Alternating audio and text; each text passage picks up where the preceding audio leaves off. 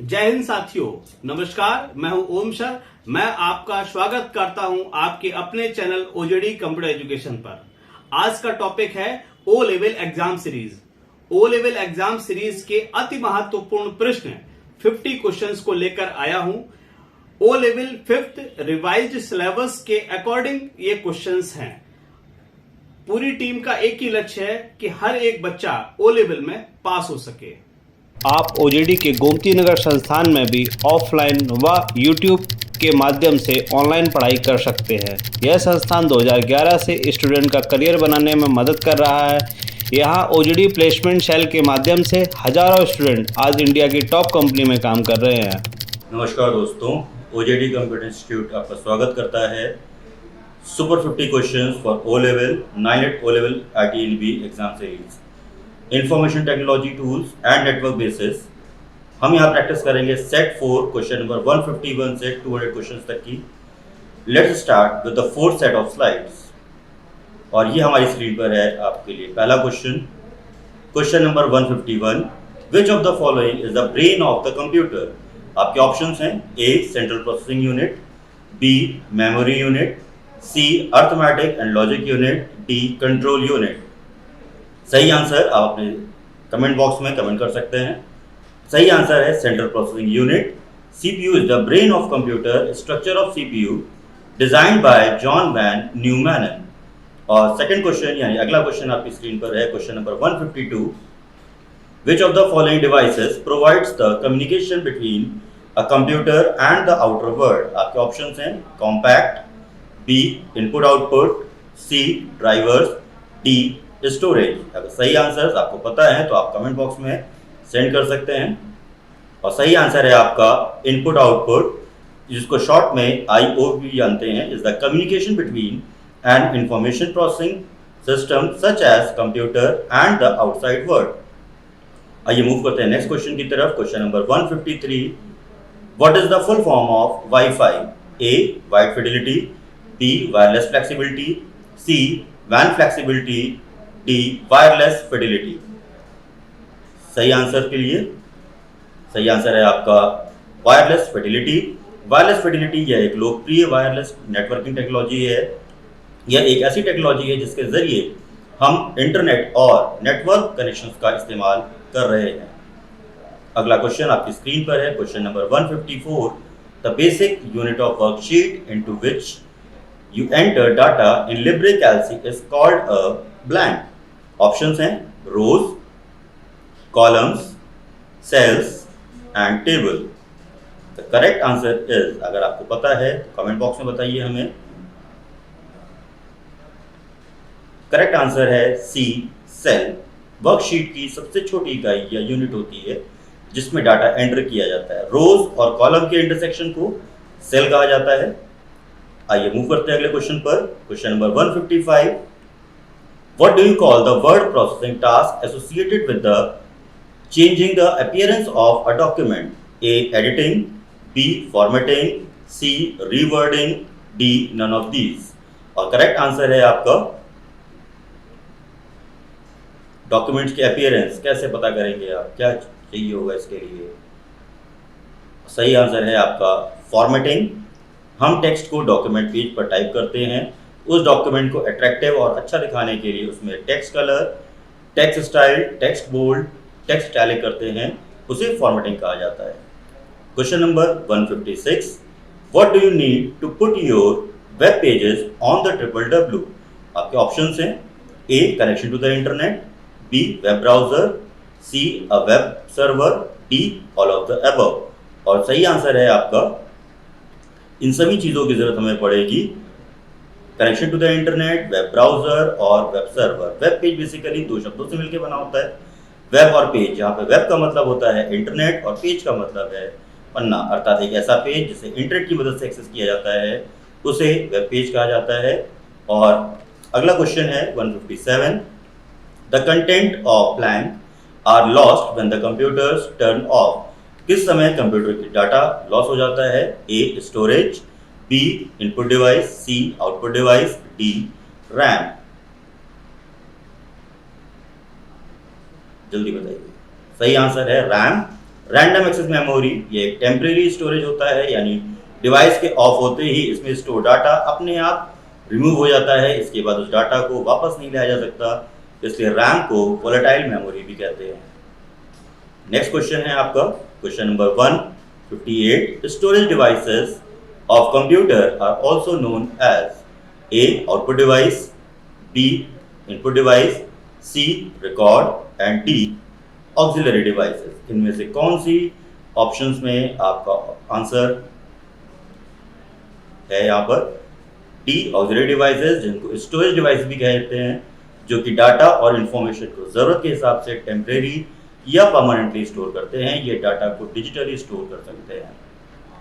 Question number 159। The maximum length in bytes of an IPv4 datagram is A 32 bytes, B 128 bytes या C 65535 bytes या 512 bytes या 512 bytes. The correct answer is 65535 is the correct answer। IPv4 का पूरा नाम है internet protocol version 4, जो IP address का 4th या चौथा वर्जन है, जिसका इस्तेमाल इंटरनेट से जुड़ी सभी डिवाइसेस को एक यूनिक IP एड्रेस प्रदान करने में होता है, ताकि इन डिवाइसेस की पहचान IP एड्रेस द्वारा हो सके। Question number 160 how many versions are available of IP address? आपके ऑप्शंस हैं A 4 version, B 2 version, C 5 version, D 3 version. सही आंसर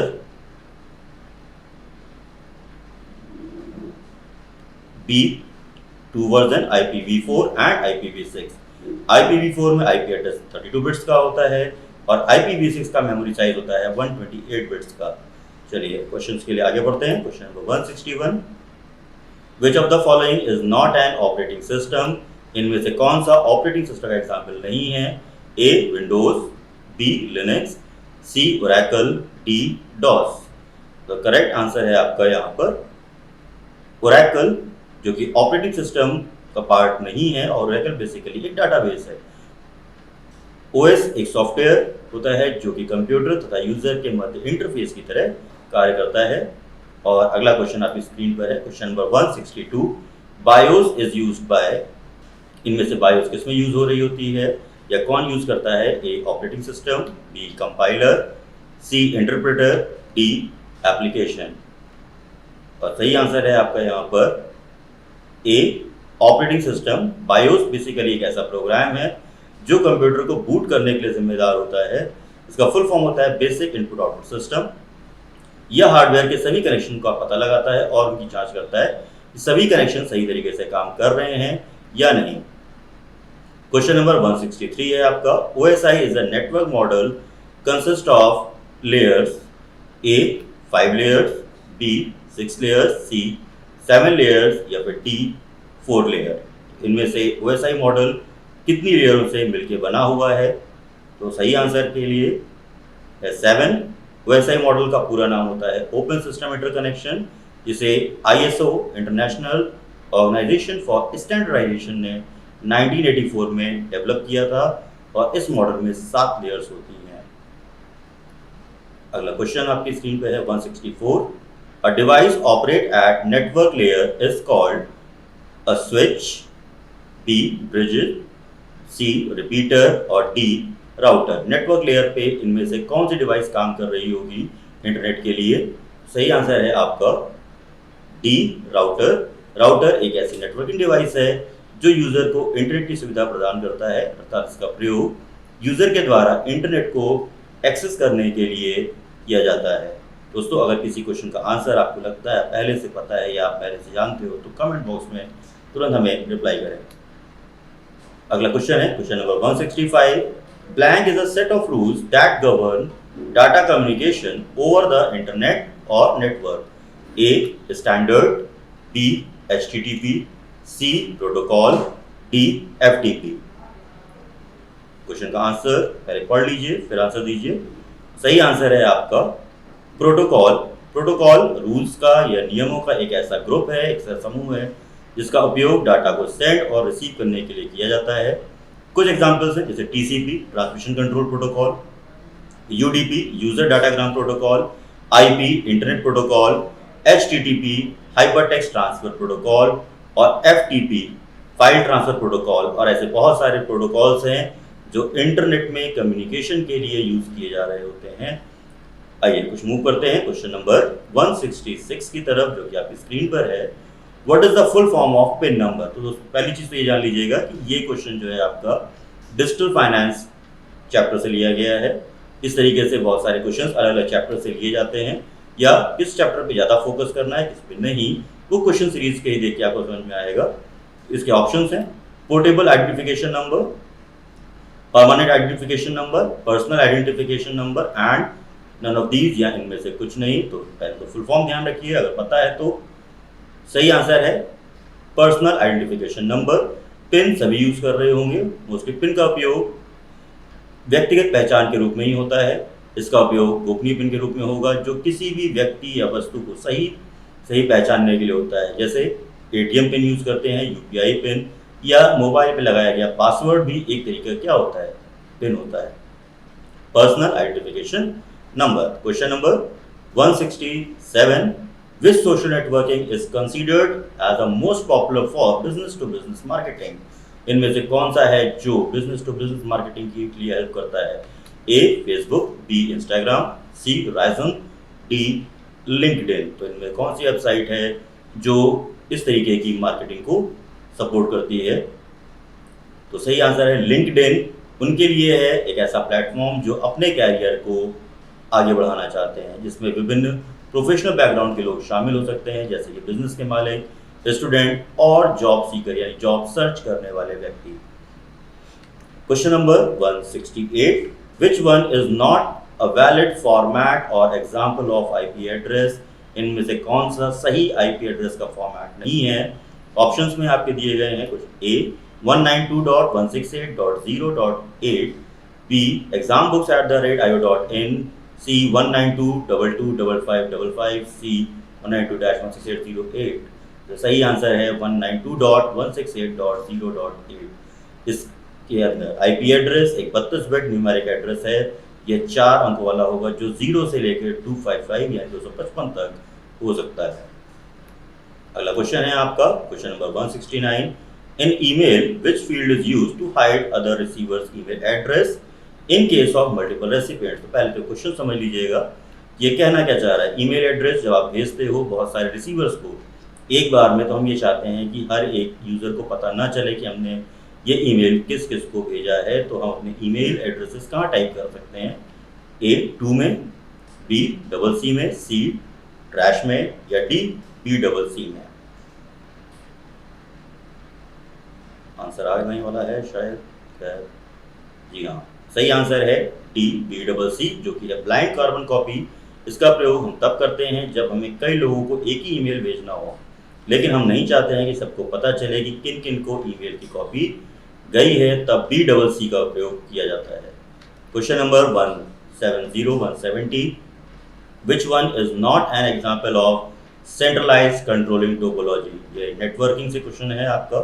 टोपोलॉजी मतलब होता है कंप्यूटर्स को नेटवर्क में रखने का तरीका। तो इनमें से कौन सा सेंट्रलाइज नहीं है?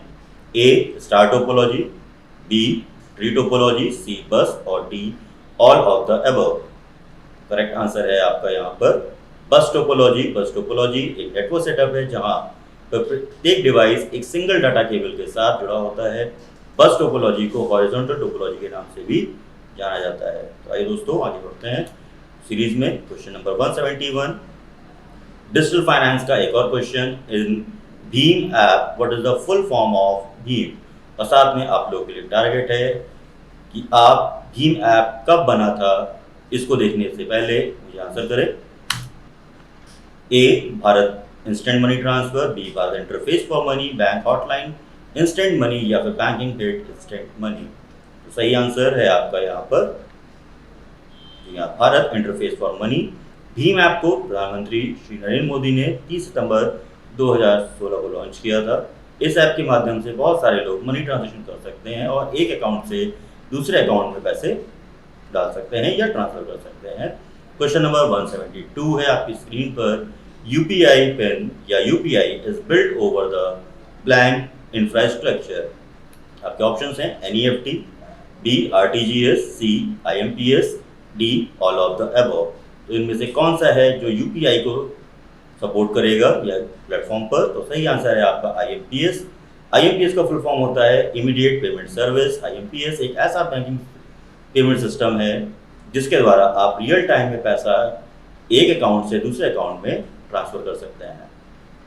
Question number 173, what is the minimum amount of money that can be transfer through RTGS? आपके ऑप्शंस हैं ए ₹2 लाख, ₹2.5 लाख, ₹3 लाख और ₹3.5 लाख।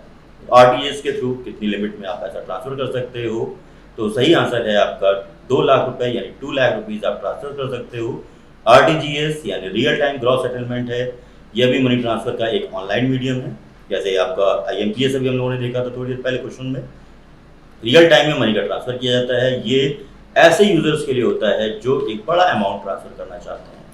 नेक्स्ट क्वेश्चन है आपका question number 174, NEFT work on the which principle the following? इनमें से किस प्रिंसिपल पे एनईएफटी काम कर रहा है? Gross cash settlement, priority net settlement, domain net settlement and deferred net settlement. Timer चल रहा है, समय रहते क्वेश्चन का आंसर दीजिए। Deferred net settlement is the correct answer. Fund transfer के लिए यह टेक्निक क्या है? यह टेक्निक डेफर्ड नेट सेटलमेंट पे संचालित होती है। फंड ट्रांसफर या फंड ट्रांजैक्शन बैचेस में सेटल किए जाते हैं। Question number 175, where are all the tabs like home tab, insert tab, format, page layout are located? Options हैं आपके A scroll bar, B ribbon, C title bar, D status bar. तो इनमें से किस पर आपके सारे टैब अवेलेबल रहेंगे? तो टैब का जो कलेक्शन होता है वो कहलाता है रिबन। रिबन एक ऐसा इंटरफेस एलिमेंट है जिसे माइक्रोसॉफ्ट कंपनी ने लॉन्च किया था 2007 के वर्जन से। अगला क्वेश्चन आपकी स्क्रीन पर आ रहा है 176, which shortcut key is used to make selected text underline? Underline करने के लिए इनमें से कौन सी शॉर्टकट की का यूज करना पड़ेगा? आई थिंक मुझे टाइमर का वेट ना करना पड़े। Ctrl+A, Ctrl+U, Ctrl+L, Ctrl+N। Time खत्म होने से पहले आंसर आपके पास हो चुका होगा, ऐसी उम्मीद है मेरी। तो फिलहाल आंसर आपके सामने ही है। Ctrl+U MS word Libre writer में किसी भी शब्द को, इवन पावर पॉइंट और इम्प्रेस में भी आप किसी भी शब्द को अंडरलाइन करने के लिए या रेखांकित करने के लिए Ctrl+U का इस्तेमाल कर सकते हैं। Question number 177, in which generation LSI यानी large scale integration and VLSI very large scale integration technology का इस्तेमाल किया गया था? A first generation, B second generation, C third generation, D fourth generation. तो LSI टेक्नोलॉजी का इस्तेमाल इनमें से किस जनरेशन में हुआ था? डी फोर्थ जनरेशन, 1971 से 1980 ये जनरेशन माना गया है ईयर फोर्थ जनरेशन का। इसमें हजारों आईसीज यानी इंटीग्रेटेड सर्किट को मिला करके एक VLSI यानी माइक्रो प्रोसेसर डेवलप हुआ था। Question number 178, which one of the following is known as application software? Operating system, browser, compiler, all of the above. इनमें से कौन सा है जो एप्लीकेशन सॉफ्टवेयर का एग्जाम्पल है? तो एप्लीकेशन सॉफ्टवेयर आपने पढ़ा होगा, जानते होंगे। तो इनमें से जो सही आंसर है वो है आपका ब्राउजर। भी एक एप्लीकेशन सॉफ्टवेयर है। वेब ब्राउजर एक प्रकार का वेब एप्लीकेशन सॉफ्टवेयर होता है जिसका उपयोग www यानी वर्ल्ड वाइड वेब पर अवेलेबल इंफॉर्मेशन को पता लगाने के लिए किया जाता है। Question number 179, what is the mean of the booting in the operating system? A, install the program, B, to scan, C, to turn off, D, to restart। तो इनमें से ऑपरेटिंग सिस्टम की बूटिंग का मतलब क्या होता है? जी हाँ दोस्तों, तो ये है आपका रीस्टार्ट कंप्यूटर। बूटिंग कंप्यूटर की स्टार्टअप प्रोसेस है। इस प्रोसेस में पोस्ट यानी पावर और सेल्फ टेस्ट से लेकर के ऑपरेटिंग सिस्टम को रैम पर लोड होकर डेस्कटॉप स्क्रीन अपीयर होने तक की प्रक्रिया शामिल होती है। आइए मूव करते हैं क्वेश्चन नंबर 180 की तरफ। When you delete a file in your computer, जब कंप्यूटर से आप कोई फाइल डिलीट कर दोगे तो वो कंप्यूटर के किस फोल्डर में जाती है? आपके ऑप्शंस हैं A clipboard, B RAM, C recycle bin, D none of these. इनमें से आपकी डिलीट की गई फाइल्स मिलेगी आपको रिसाइकिल बिन। बहुत आसान क्वेश्चन था, मेरे ख्याल से सभी को पता होता है। रिसाइकिल बिन एक सिस्टम फोल्डर है जहाँ पे आप डिलीट की गई फाइल्स को रख सकते हो या हमेशा के लिए डिलीट कर सकते हो। आइए करते हैं क्वेश्चन नंबर 181 की तरफ। Which function is used to count the number of cells that contain numbers in a range? किसी भी रेंज में नंबर्स काउंट करने के लिए क्या यूज हो रहा होगा?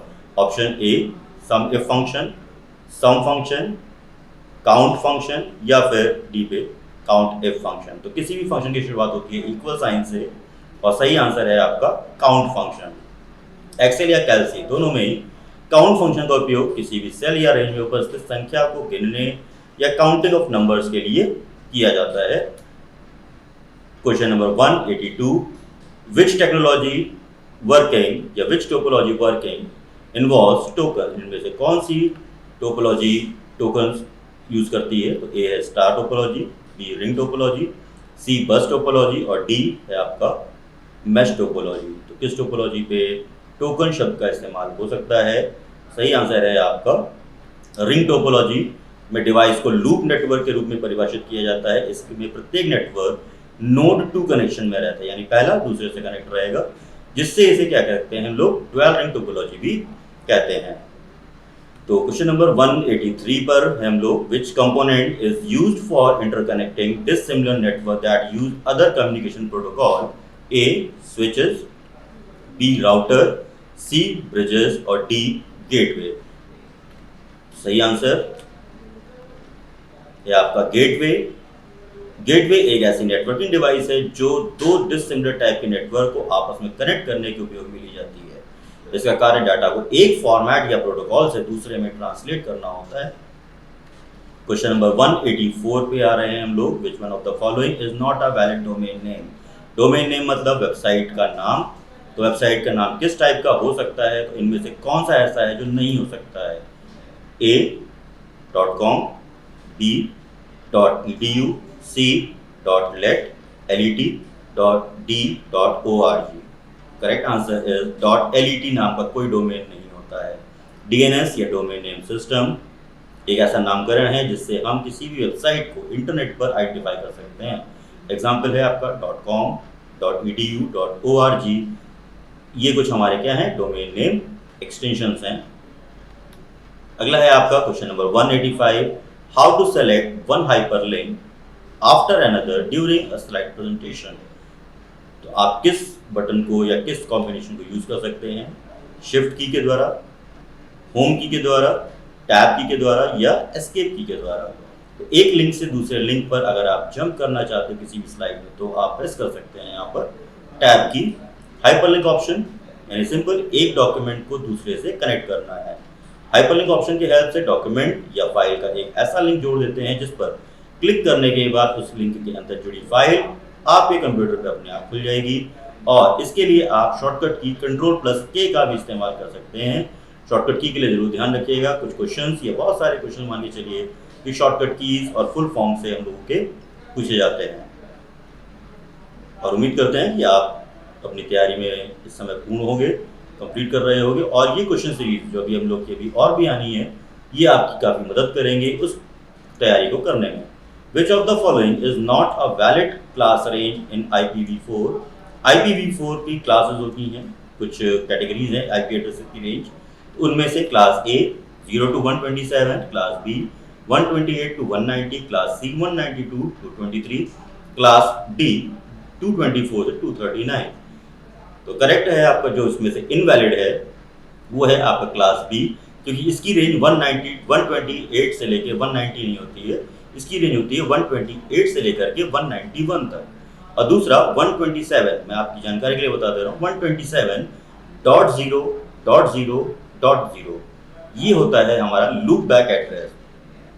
IP एड्रेस इंटरनेट पर यूजर की पहचान होती है। IP एड्रेस हमारे स्मार्टफोन, कंप्यूटर, लैपटॉप और अदर स्मार्ट डिवाइसेस पर मौजूद हैं, जिसकी मदद से हम इंटरनेट पर किसी भी तरीके की कम्युनिकेशन को कर सकते हैं। तो आइए वन बाय वन क्वेश्चंस 186 तक हम लोग आ चुके हैं और अब मूव कर रहे हैं क्वेश्चन नंबर 187 पर। Which section is optional for sending email? Email send करने के लिए इसमें से किस फील्ड को भरना जरूरी नहीं है? अटैचमेंट, बॉडी, ईमेल एड्रेस और हेडर। बहुत सारे ईमेल्स हैं, बहुत सारे अटैचमेंट्स हैं, एड्रेसेस हैं, हेडर्स हैं तो सही आंसर है अटैचमेंट। इसको अगर आप नहीं भी फिल करते हो, बाकी डिटेल्स आप फिल कर देते हो, लाइक ईमेल एड्रेस है या सब्जेक्ट है या बॉडी के अंदर मैसेज टाइप कर दिया, तो प्रॉपर ईमेल सेंड हो जाएगा। ईमेल अटैचमेंट ऐसी फाइल्स है जो ईमेल मैसेज के साथ भेजी जाती हैं। यह एक इमेज, वीडियो, डॉक्यूमेंट या अदर फाइल टाइप्स हो सकते हैं, बट ध्यान रखिएगा दोस्तों, .exe यानी एग्जीक्यूटेबल फाइल या कोई सॉफ्टवेयर का exe आप ईमेल में सेंड नहीं कर सकते हैं, क्योंकि वो इसको exe फाइल को हमेशा एक वायरस मानता है। अगला है आपका question number 188, which one provides facility for creating free email. इनमें से किसके थ्रू आप ईमेल एड्रेस बना सकते हो? yahoo.com, gmail.com, redismail.com, www सभी में कॉमन है। Last option all of the above. तो मेरे ख्याल से आंसर पता है सभी को, उसके लिए वेट करने की जरूरत नहीं है हमें। सही आंसर है आपका, इन सभी वेबसाइट्स को इस्तेमाल कर सकते हो। इलेक्ट्रॉनिक मेल, इसे लोग ईमेल या ईमेल को इलेक्ट्रॉनिक मेल भी कहते हैं। ये एक प्रकार का डिजिटल मैसेज होता है जो यूजर एक दूसरे के साथ कम्युनिकेट करने के लिए इस्तेमाल करता है। Question number 189, which of the following is not an e commerce website. इनमें से कौन सी ऐसी वेबसाइट है जो ई कॉमर्स में यूज नहीं हो रही है? यानी ई कॉमर्स मतलब online shopping, online content find करना, amazon.com, Flipkart, Mantra and Lucknow university. तो सही आंसर है LKOUNIF.com। ई कॉमर्स दो शब्दों से मिलकर बना है, ई यानी इलेक्ट्रॉनिक और कॉमर्स यानी कि बिजनेस या व्यापार। जब आप इलेक्ट्रॉनिक मीडियम के जरिए कोई बिजनेस करते हैं, कोई शॉपिंग करते हैं या कोई प्रमोशन कर रहे हैं, तो वो क्या कहलाता है? आपका ई कॉमर्स कहलाता है। Question number 190, which option is use to connect WhatsApp in computer. तो बहुत सारे लोगों ने वेब व्हाट्सएप से सुना होगा, वेब व्हाट्सएप चलाते होंगे, तो उसके लिए इनमें से किस ऑप्शन को यूज कर सकते हैं आप अपने व्हाट्सएप को कंप्यूटर पे देखने के लिए? New group, link device, archive, none of these. मेरे ख्याल से टाइमर का वेट नहीं करना होगा, अब तक तो आंसर आपके पास है। जी हाँ, लिंक डिवाइस। अगर आप में से सबने सही गेस किया है तो आप सभी को मुबारकबाद। व्हाट्सएप एक ऐसा फ्री मैसेजिंग ऐप है जिसके मदद से कोई भी यूजर अपने फ्रेंड्स या दोस्तों को, रिलेटिव्स को, फैमिली को मैसेज भेज सकता है। व्हाट्सएप के जो फाउंडर थे वो हैं अभी भी ब्रायन एक्टन और जैन कॉम। नेक्स्ट क्वेश्चन है आपका question number 191, which set of protocol is use to send और रिसीव ईमेल। ईमेल सेंड और रिसीव करने के लिए IMAP and ICMP, HTTP and FTTP, SMTP and POP3, और इनमें से कोई नहीं, नन ऑफ दीज। तो सही आंसर है SMTP यानी simple mail transfer protocol, email send करने के लिए होता है। पोस्ट ऑफिस प्रोटोकॉल्स ईमेल को रिसीव करने के लिए होगा।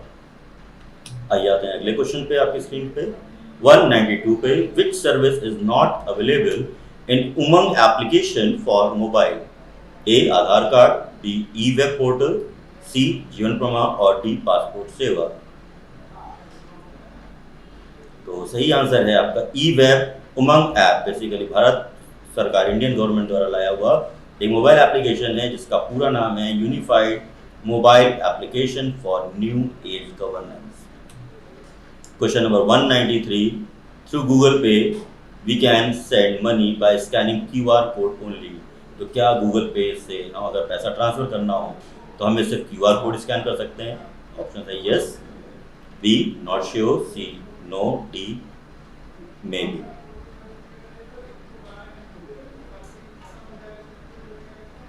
तो गूगल पे की शुरुआत इंडिया में 18 सितंबर 2018 को तेज नाम के ऐप से हुई थी। आप bank account, UPI ID, phone number, QR code, इन सभी मेथड्स को यूज करके भी पेमेंट कर सकते हैं, ना कि सिर्फ QR कोड से। Question number 194, which is not payment related feature of UPI application. Option A instant money transfer, B receiving money from bank, C send money using number, D send money using email. इनमें से कौन सा ऐसा है जिसके through आप payment नहीं कर सकते हैं? इंस्टेंट मनी ट्रांसफर या अदर ऑप्शंस हैं? तो सही ऑप्शन है आपका send money using email. Unified payment interface पैसा भेजने का एक सिस्टम है। अभी तक NEFT, RTGS और IMPS के जरिए पैसा भेजा जाता रहा है, और अब UPI एक मोड आ चुका है जो IMPS पे काम करता है। Question number 195, what is the full form of VPA, virtual private see access, visual party access, virtual payment address and none of these. इनमें से कौन सा ऑप्शन सही है? सही आंसर है आपका virtual payment address. Virtual payment address VPA payment करने का एक यूनिक आइडेंटिफायर है जिसका यूज़ आप UPI पर मनी ट्रांसफ़र और रिसीव करने के लिए करते हैं। Question number 196, user name @bank name such as O level exam @OKICICI is known as email address, UPI ID, social networking ID और none of these। तो ये जो फॉर्मेट आप देख रहे हो वो किस चीज़ का है? ईमेल का, UPI ID या सोशल नेटवर्किंग ID का? तो सही आंसर है आपका UPI ID। The correct answer, UPI ID एक तरीके का एड्रेस है जो UPI ऐप पर आपकी पहचान करता है। UPI को NPCI national payment corporation of India द्वारा डेवलप किया गया है। Instant real money transfer system है, IMPS। Question number 197, which of the following is not a benefit of point of sale software POS? Short form होता है billing and ordering, inventory and stock, open bank account and sales monitoring. वैसे किसके through आप या इसका benefit नहीं ले सकते हैं? तो आप अपने इस ऑप्शन में ओपन बैंक अकाउंट, POS के थ्रू आप बैंक अकाउंट ओपन नहीं कर सकते हैं। POS बेसिकली स्वाइप मशीन होती है जिसका इस्तेमाल आपने शॉपिंग मॉल में, पेट्रोल पंप में अपने क्रेडिट कार्ड या डेबिट कार्ड को स्वाइप कराने के लिए, बिल पेमेंट करने के लिए किया होगा। Question number 198, what is the full form of NEFT? तो NEFT का full form national electronic fund terminal, national electric fund transfer, national electronic fund transfer, non electronic fund transfer. The correct answer is national electronic fund transfer. यह एक देशव्यापी electronic fund transfer system है जिससे पैसे को एक bank account से दूसरे बैंक अकाउंट में आसानी से और सुरक्षित रूप से भेजा या प्राप्त किया जाता है। Question number 199, which is web-based attack in cyber security, virus, backdoors, bots and phishing। तो इनमें से कौन सा है जो साइबर सिक्योरिटी से रिलेटेड है या कौन सा ऐसा है जो साइबर सिक्योरिटी के लिए खतरा बन सकता है आगे चल करके? आपके ऑप्शंस आपके सामने हैं और सही आंसर आपके लिए है फिशिंग। फिशिंग अटैक वाकई बहुत डेंजरस होता है जो बेसिकली, मैं सीधे सब कुछ समझा देता हूँ, जो बेसिकली आपके हैकर्स या यूज़ करते हैं आपकी पर्सनल इन्फॉर्मेशन, जैसे आपका बैंक अकाउंट हो गया, सोशल मीडिया अकाउंट हो गया, क्रेडिट कार्ड डिटेल्स हो गए, इनको चुराने या स्टील करने के लिए और मिसयूज़ करने के लिए। तो किसी भी कभी ऐसी वेबसाइट्स पर लिंक पे क्लिक ना करिए जो सस्पिशियस है, जो आपको लगता है कि नहीं इस पर मुझे इन्फॉर्मेशन नहीं देनी चाहिए। कुछ अट्रैक्टिव साइट्स होती हैं, जैसे लगता है कि अभी आपने 999 का पैसा, ये अमाउंट आपके अकाउंट में ट्रांसफ़र हो जाएगा, तो इस तरीके की वेबसाइट्स पर अपना लिंक या इन्फॉर्मेशन शेयर ना करें। लास्ट क्वेश्चन है हमारा इस सेट सीरीज 4 का, what is the objective of industry 4.0 standard? Increase efficiency, reduce complexity, enable self controlling और D all of the above. इनमें से सही आंसर है आपका all of the above. Industry 4.0 basically fourth औद्योगिक क्रांति हिंदी में जिसे कहते हैं, इंडस्ट्रियल रिवोल्यूशन है जिसमें काफ़ी सारी चीज़ें ऑटोमेटेड कर दी गई हैं, बिग डेटा एनालिसिस पे काम किया जा रहा है और यह इंडस्ट्रियल वैल्यू चेन को के संगठन को क्या करता है? कंट्रोल करता है। तो दोस्तों ये थे हमारे सेट 4 के क्वेश्चन नंबर 151 से 200 तक के क्वेश्चंस। आगे सीरीज और भी आती रहेंगी, तो आप अपनी एग्ज़ाम की तैयारी करते रहें क्योंकि आप एग्ज़ाम नज़दीक आ चुके हैं। उम्मीद करते हैं कि ये सीरीज़ आपके लिए लाभकारी साबित होगी। धन्यवाद। आपके लिए महत्वपूर्ण सूचना है कि आप हमारे संस्थान से ऑफलाइन क्लासरूम व यूट्यूब ऑनलाइन के माध्यम से पढ़ाई कर सकते हैं, जहां आपको digital marketing, website designing, graphic designing, O level, CCC, software development, artificial intelligence, machine learning, IoT, tally prime, GST, C++, Java, Python, .NET and other technology based project training व अन्य कोर्सेज को इंडस्ट्री बेस्ट प्रोफेशनल से पढ़ सकते हैं। आपको कुछ पूछना है तो आप हमें ojditconline@gmail.com पर मेल भेज सकते हैं। आप OJD कंप्यूटर एजुकेशन चैनल को लाइक, शेयर एवं सब्सक्राइब कर दें जिससे आगे के वीडियो का नोटिफिकेशन आपको मिल सके। बहुत बहुत धन्यवाद जुड़ने के लिए। Keep learning, see you soon in next video.